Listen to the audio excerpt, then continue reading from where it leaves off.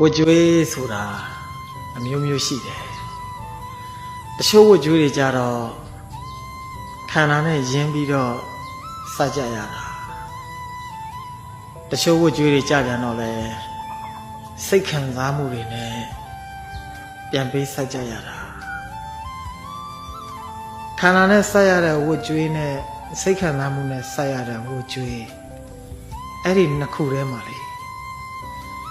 ခန္ဓာနဲ့စရတဲ့ဝကြွေးကတော့တဘဝမှာတစ်ချိန်တစ်ခါပဲဆက်ပြီးတော့တစ်ချိန်တစ်ခါပဲ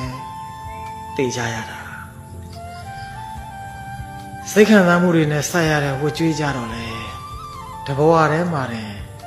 အချိန်ချင်းနာကျင်ရတယ်အချိန်ချင်းငိုကြွေးရတယ်အချိန်ချင်းခါကရှင်လျက်နဲ့တည်နေရတာမျိုးဒါကြောင့်ဘယ်ဝကြွေးရကောင်းတယ်လဲလို့မေးရင်ဘယ်ဝကြွေးကမှမကောင်းပါဘူးဒါကြောင့်ချစ်လို့လဲစုမတောင်းနဲ့မုန်းလို့လဲကျိန်စာမတိုက်နဲ့နှလုံးစိတ်ဝမ်းအေးချမ်းကြပါစေVedike prana me yedu raina da alisayna